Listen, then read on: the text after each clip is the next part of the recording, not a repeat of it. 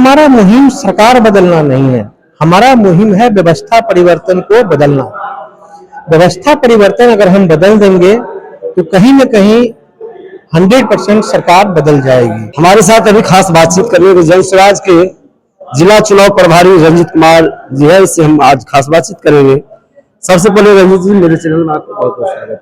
बहुत बहुत नमस्कार आपका और आपके दर्शकों को बहुत बहुत साधुवाद, नमस्कार, प्रणाम। अच्छा रंजीत जी, जिस तरह से प्रशांत किशोर की सभाएं हो रही हैं और लोगों की भीड़ जिस तरह से उमड़ रहा है, क्या लगता है इस बार बदलाव होगा? देखिए, बदलाव होगा और 100% बदलाव होगा, क्योंकि जो एक मुहिम हमारे प्रणेता प्रशांत किशोर जी ने छेड़ा है इस भ्रष्ट सरकार के पीछे, हमारा मुहिम सरकार बदलना नहीं है, हमारा मुहिम है व्यवस्था परिवर्तन को बदलना।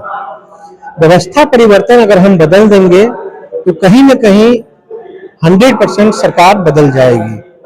तो कैसे जन स्वराज पार्टी बदलाव करेंगे, परिवर्तन? मैं बताता हूं, हमारे प्रणेता जो मुद्दा दिया है, शिक्षा के लेकर मुद्दा दिया है कि अगर हम शिक्षित हो जाएंगे तो समझदार हो जाएंगे। जो वर्तमान सरकार है, देखिए अपना पीठ तो थपथपा रही है कि हमने इतने सारे स्कूल बना दिए, चकाचक स्कूल बनवा दिए। अरे इस चकाचक स्कूल के पीछे, जो मेकअप के पीछे क्या है, ये आज मैं आपको बताता हूँ। आप गांव देहात से जुड़े हैं, शहर से जुड़े हैं, उसकी जो स्कूल की गुणवत्ता आप देखिए या उसका पढ़ाने का तरीका देखिए। जो हमारे टीचर बहाली हुए हैं, प्राथमिक स्कूल के स्तर पर बहाली हुआ, तो प्राथमिक स्कूल का अगर आप बना देते हैं, हाई स्कूल बना देते हैं, आप मुझे बताइए प्राथमिक स्कूल के हमारे जो टीचर हैं वो क्या हाई स्कूल के विद्यार्थी को पढ़ा पाएंगे? तो कहीं न कहीं हमारी शिक्षा व्यवस्था लचर हो रही है।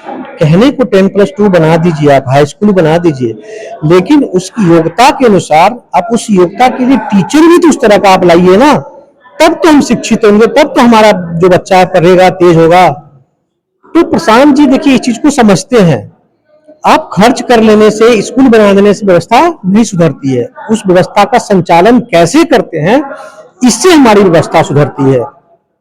सड़कें बनाने से व्यवस्था नहीं बन जाएगी कि हाँ सड़कें हमने बना दिया, उस सड़कें को मेंटेनेंस कैसे रखना है ताकि हमारी सड़कें टूटे नहीं, तब जाके व्यवस्था बनती है।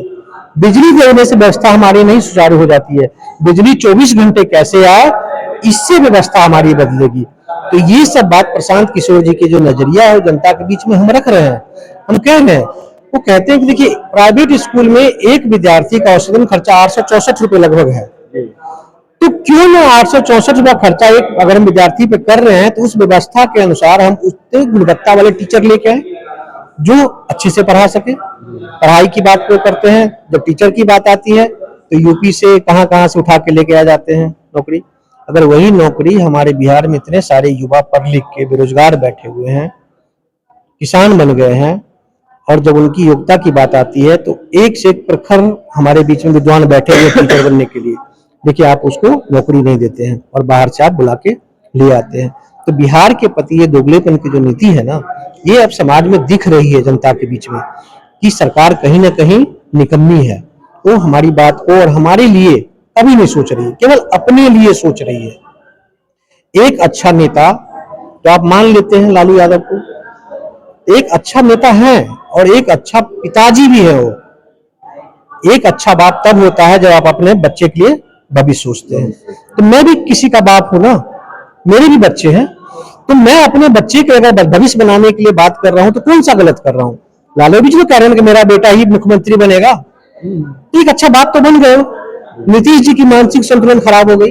कहीं ना कहीं देखिए मीडिया में आ रहा है कि कहीं ना कहीं नीतीश जी का जगह उनका बेटा लेने के लिए आ रहा है, निशान जी आ रहे हैं ना। तो ये लोग केवल परिवारवाद से घिरे हुए हैं, जनता की बातों को नहीं सुन रहे हैं, जनता की भले के लिए कुछ भी काम नहीं कर रहे हैं। तो बारी हमारी है, हमें चुनने की बारी है कि हम किसको चुने।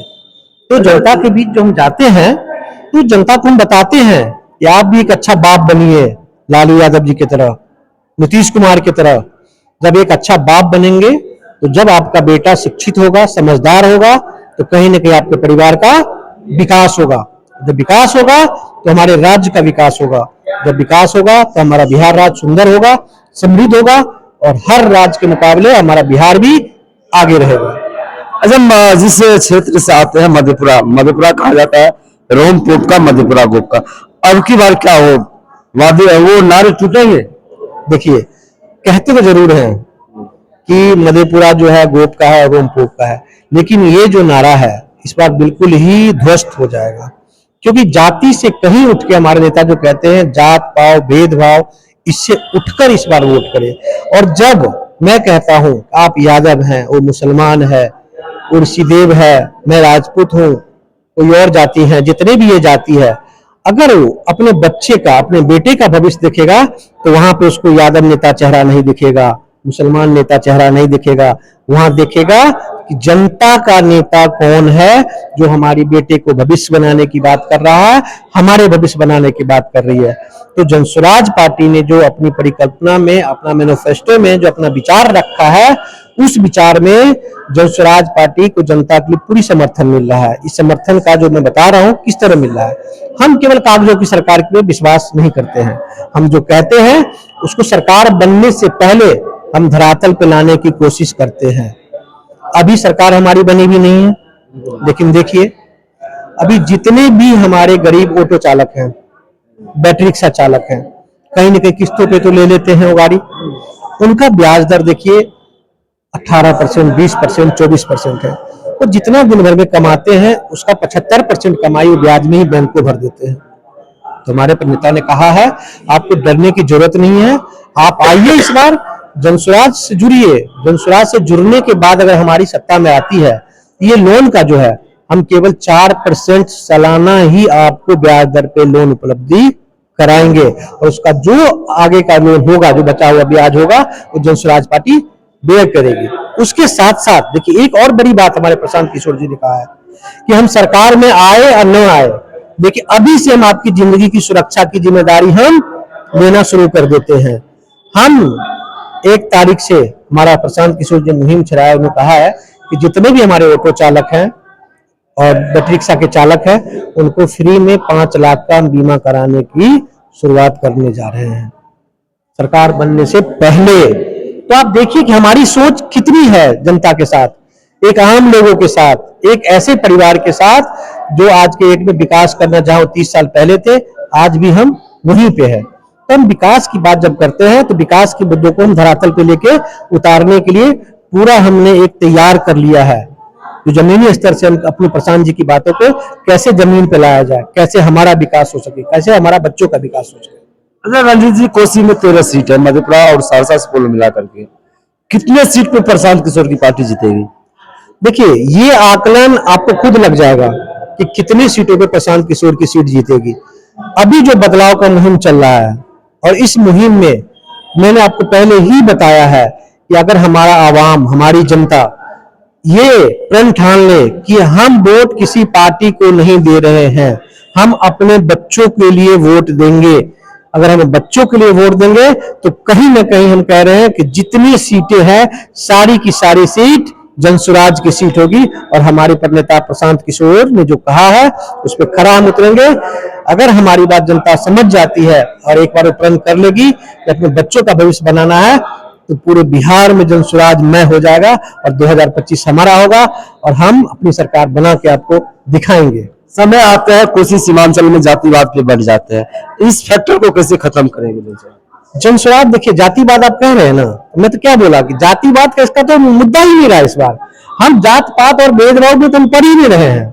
हमने क्या कहा अभी आपको कि जात पात का मुद्दा तो वहां आएगा ना, कि जहां पे कोई यादव कैंडिडेट आए, मुस्लिम कैंडिडेट आए और जो कहेगा कि ये पार्टी का है तो उस पर आएगा। तो हम तो इस मुद्दा पे आ ही नहीं रहे हैं। हम तो कह रहे हैं कि कोई भी नेता खड़ा तो किसी भी जाति का हो, ठीक है ना, वो जनसुराज का अगर है तो जनसुराज की बातों से लेके ना चुनाव लड़ेगा ना।